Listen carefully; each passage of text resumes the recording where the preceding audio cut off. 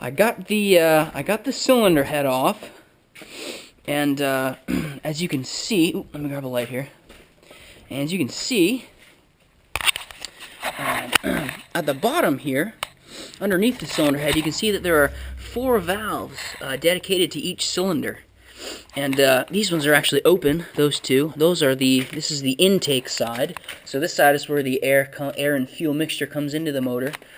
And the little ones are exhaust valves, and they exit the motor over here on this side. And it's really hard to explain any better how the top end of this engine works right here.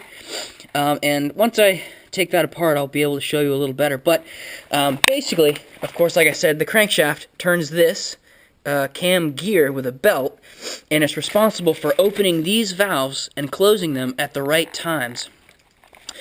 So that's how that works. Let me put this back on here. I've got the top end of the motor here off, and you can see now we've gotten down to the block, which is the main lower part of the engine, where the really interesting things really happen. So let me just show you here how this works. And I'm going to turn these with a screwdriver so you can see. Just turning the crankshaft here so you can see. So as you can see, as the motor turns around, these pistons go up and down inside the engine. And these are some type of dual opposed system. So there's two always going up and 2 always going down. And I'm going to try and explain. I'm going to try and explain how this actually works. So, put this back on again. Okay. So if you can picture the bottom of this cylinder head, this one here, being bolted to the top of this block, the whole system is sealed. So air, when the valves are closed, air can't get in or escape. This is called a 4-stroke engine, and I'm going to try and show you why. So as you can see, the pistons, like I showed you, they go up and down inside the block. And when the piston, the cycle starts with the piston being all the way at the top. So there's 2 valves, here and here, intake and exhaust. So when the cycle begins, the piston starts going down, and these intake valves, they open, whichever way, depending on the engine, but the intake valves open. And because the piston is going down in a sealed system, it creates a vacuum, and so that allows the air and fuel mixture to enter this cylinder as the piston is going down. When it gets to the bottom, the piston starts coming back up, and these valves close. Okay? So as the piston starts coming back up, it compresses the air and fuel mixture, which has been sucked into the cylinder. So again, it's a sealed system, so those gases compress. And the piston goes all the way to the top before anything happens. So by the time it gets there, all the air and fuel mixture is compressed really tight, and it's very volatile. So when it gets to the top again, and everything's really tight in there and really violent, the spark plug, which sits here, it emits a very small electrical spark. And that spark detonates that volatile mixture, and the force of that detonation pushes the piston back down because these valves are still closed and it's a sealed system.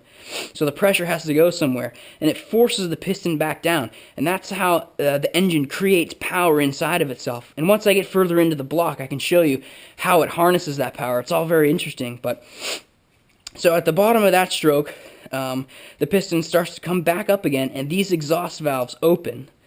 And so as the piston is coming up again, the piston is sealed, so it has to force the remaining unburnt fuel and air mixture out of the cylinder, down and through the exhaust, which is, it exits in the back of the car like you've seen. So the first stroke going down is intake, the second coming up is compression, the third going down is power stroke, and the fourth coming up is exhaust. 1, 2, 3, 4. It's a 4-stroke engine. Back in the mid-1800s, a couple of Italians allegedly created the four-stroke theoretical engine. They never built one, but they made the design, but they never filed for a patent. So a man in 1861 named Alphonse Boldarosha, he was responsible or credited with the theoretical four-stroke engine because he filed the patent. But it wasn't much later until a man named, who was it, Nicholas Otto. He actually made the first working design with a coal-based fuel, which was gasoline, and that kind of stuck. So it's also called the Otto cycle, or Otto engine, O-T-T-O. A little bit of history there for you. So I'm gonna try and flip this thing over and see if I can get into the inner workings, so I can show you how the engine actually harnesses that downward motion from the power stroke.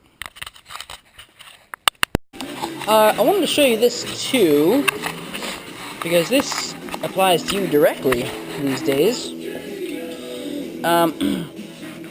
So like I was saying, the cylinder head bolts to the top of the motor, and you can see two holes here and here. The one surrounded by the silver ring, that's where one of the bolts goes through. But there's another one right next to it. I think you can see that right there. There's one right next to it, and that one goes right over here into this one right there. And that's where oil is pumped up from the bottom of the engine up into the cylinder head so that all these parts can get lubrication. But let me move this over a little bit. You can see there's actually coolant right next to it.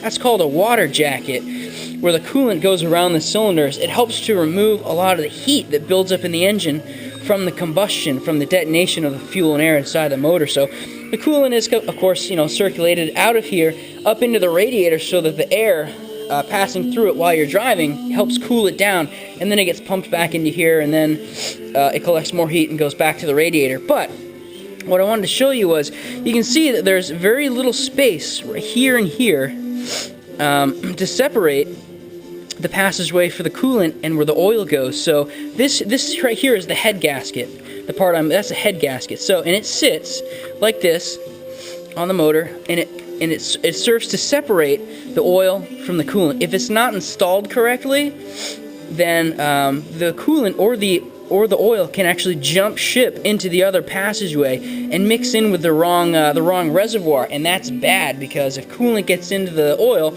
it just won't cool, or it just won't lubricate the engine like it's supposed to.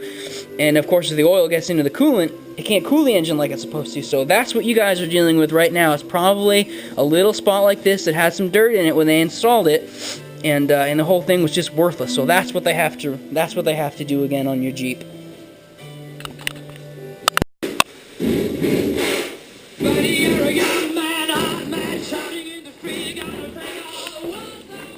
So I just I flipped the engine over, so the pistons are down here now. And this is the bottom end of the engine. I took the oil pan off, and I wanted to show you. Yeah, I can see when I took this off, I noticed another definite sign of catastrophic engine problems. Right here you can see these little chips. Those are chips of metal. Probably, my guess is they came from bearings at the bottom of the engine, which I can show you eventually. And I think that because there was no oil on those bearings, they just kind of disintegrated. You can see there's more here. That's all just chunks of metal. And you can see up here, this is a huge one. This is a huge piece of metal that was just stripped off from what I think was a bearing.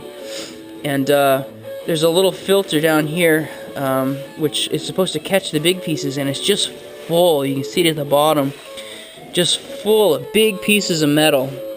So all that stuff has been circulating around in the engine now, in the bottom of the engine. Of course, that's very bad, because metal does not play well with other metal sometimes. So this is all just really bad. And it was kind of what I was expecting, so we're still on par here. So I'm going to take some of this more apart, and we're going to see if we can find out exactly where these terrible chunks of metal have come from, so that we can replace the right parts.